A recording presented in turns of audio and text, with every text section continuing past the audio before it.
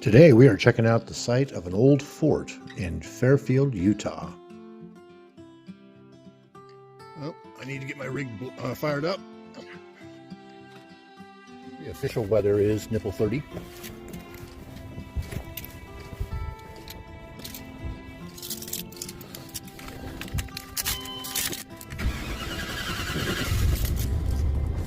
Right, get some heat going. Today, Fairfield feels small and peaceful, but for a brief moment in the 1850s, this tiny town became one of the busiest places anywhere in the Utah Territory.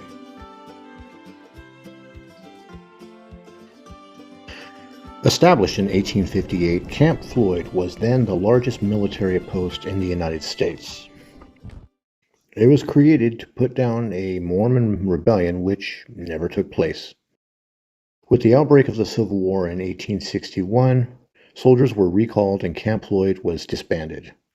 Today, little evidence exists of this once thriving camp. Living conditions at Camp Floyd were hard. As one soldier described, "Camp Floyd is one of the most miserable, disagreeable, and uninteresting places that ever disgraced the earth. It was built upon a dry plain, entirely destitute of grass, or indeed any vegetation except sage that flourishes where nothing else will grow. There is no water here except a little dirty stream that runs near the west end of the camp, scarcely large enough to drown a mouse."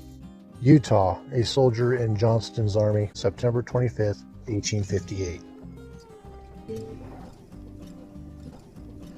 At its peak, nearly 3,500 soldiers were stationed here under Albert Sidney Johnston, sent west during the tensions that led to the Utah War. And when that many soldiers show up in the middle of nowhere suddenly gets pretty crowded. The Army built barracks, warehouses, stables, blacksmith shops, and basically an entire small city almost overnight. Wagons were rolling in, horses everywhere, bugles blowing, drills happening in the dust. The sound of boots, hammers, and probably a lot of complaining about the food. Because, let's be honest, Army food has never exactly been five-star reputation. Life for the soldiers was a mix of routine and boredom. Long drills, equipment repairs, guard duty, and the endless task of keeping thousands of horses fed and healthy.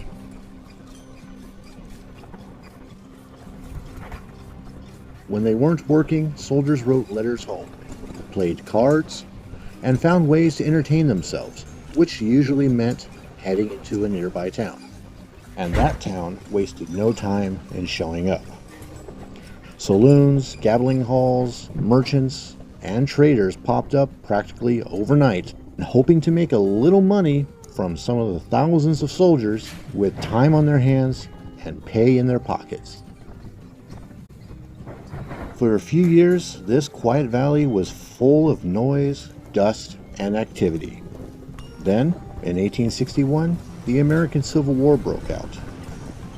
The Army suddenly needed the troops back east, so the soldiers packed up, marched away, and the whole place, with a lot of equipment, was left behind. A boomtown military post that basically disappeared almost as fast as it had arrived. Contrary to popular belief, this over here is not Camp Floyd. Here behind me, that's the actual site of old Camp Floyd. The only remaining building is this commissary, which is now the museum.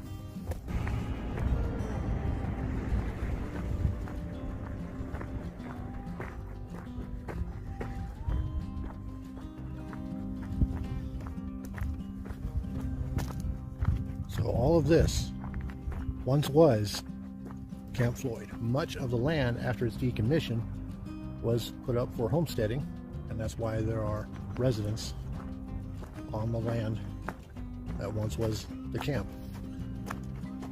Here is that mentioned stream from that quote. Rather murky.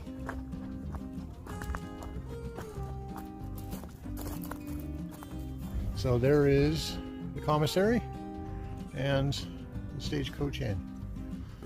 Commissary is the only surviving original building.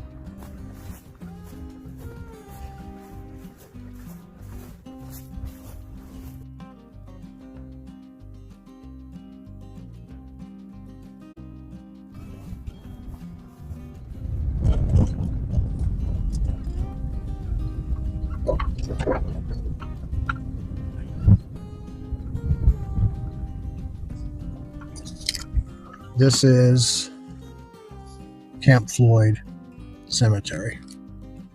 All right, so basically it's a $5 fee to check it out. I don't have paper cash on me, so I'm going to do the right thing and not go inside.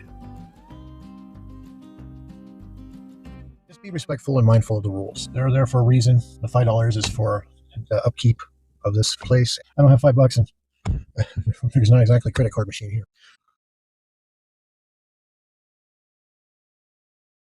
I'm going to go ahead and head out. It's only 1 o'clock, but I know that this video is going to take a few hours to edit to get up for you guys tonight. So until the next one, see ya.